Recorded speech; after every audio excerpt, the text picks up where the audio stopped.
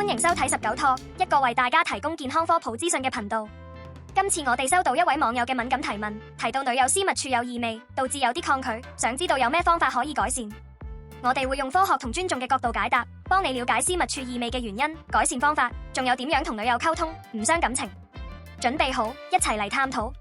問題：網友問，最近同女友親密時，發現佢私密處有啲異味，令我有啲抗拒，唔知點樣開口，又想幫佢改善。點樣可以解決異味問題？有咩方法安全又有效？呢個問題好多伴侶都有共鳴，因為私密處異味可能影響親密關係，但又怕講出嚟傷感情。以下我哋會逐一解答。解答：女性私密處有輕微氣味係正常嘅，因為陰道有自然菌群同分泌物，帶有淡淡嘅體味。但如果出現濃烈或異常氣味，如乳腥味、酸臭味，可能由以下原因引起，改善方法亦相應。19 Talk YouTube 頻道由19 Toys 情趣保健專門店製作，我哋除咗講男人健康、保健養生同性健康風險之外，仲喺旺角 W 商場有門市，地址資料同營業時間都可以下面資訊位揾到。如果大家想揾保健嘢、玩具嘢，都可以直接過嚟，或者嚟網站睇睇，甚至 WhatsApp 我哋都得。如果大家中意我哋嘅頻道，就俾個 like 同訂閱我哋啦。清潔習慣不足或過度。原因：唔正確嘅清潔方式，如用強力肥皂或過度清洗，可能破壞陰道菌群平衡，導致異味。反之，清潔不足亦可能積聚細菌。改善方法：每日用溫水或溫和無香私密處清潔液，輕洗外陰部，避免灌洗陰道內部，換乾淨透氣內褲，純棉最佳。細菌或菌感染原因：細菌性陰道炎、乳腥味或念珠菌感染、酵母味係常見原因，特別喺香港潮濕天氣下，私密處易悶熱滋生細菌。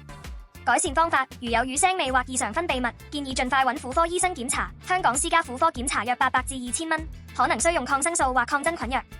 飲食或生活習慣原因：過量進食大蒜、洋蔥或辛辣食物可能影響體味，包括私密處氣味。壓力或荷爾蒙變化亦可能引發異味。改善方法：多食益生菌食物，如乳酪、發酵乳或益生菌補充劑，幫助平衡陰道菌群，減少辛辣食物，保持水分充足。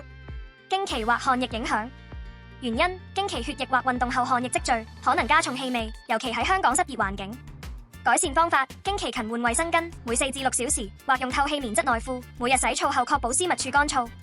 總結：私密處異味多數由清潔、感染或飲食引起，簡單調整生活習慣可改善輕微問題，嚴重或持續異味需專業診斷。溝通上，敏感同尊重嘅態度至關重要，避免尷尬同傷感情。補充：喺香港，私密處異味係常見問題，特別喺潮濕天氣或高壓生活下更容易發生。研究顯示，約20至30%女性曾因陰道異味求醫，多數係可解決嘅問題。以下係進階建議：產品選擇：市面有私密處專用清潔液，含乳酸或益生菌成分，幫維持陰道酸鹼值 pH 3.5至4.5。避免用普通沐浴露或香水掩蓋氣味，可能惡化問題。衣物與衛生：選擇純棉內褲，避免緊身褲或尼龍物料，減少悶熱。每日清洗內褲，確保乾爽。醫療資源：香港有唔少婦科診所，如家庭計劃指導會，檢查費500至2000蚊，提供私密處檢查。建議女友定期檢查子宮頸同陰道健康。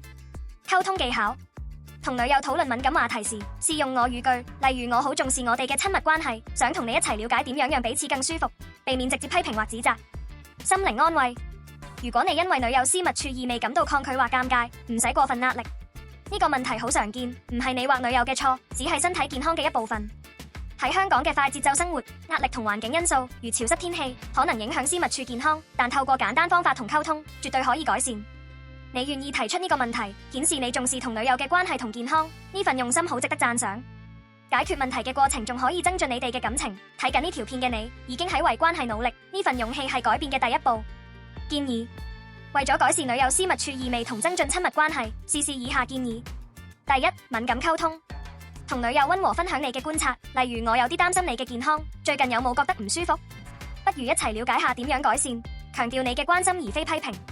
第二，建議醫療檢查，如異味持續或有異常分泌物，鼓勵女友揾婦科醫生。香港家庭計劃指導會，檢查費約500至2000蚊，排除感染風險。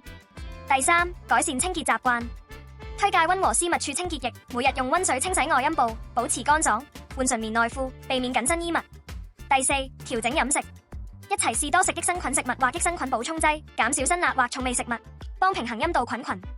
第五，增進親密氣氛，喺解決異味嘅同時，試下點香薰蠟燭，約100至300蚊，或安排浪漫約會，提升感情同親密感。總結：女友私密處異味多數由清潔、飲食或感染引起，透過溫和溝通、改善生活習慣同醫療檢查可以解決。關係中嘅用心同理解最重要。以上內容純粹參考，建議有任何擔心，務必揾醫生尋求專業意見。感謝收睇19 Talk。如果有其他健康或關係問題，歡迎留言或私訊我哋。下期見。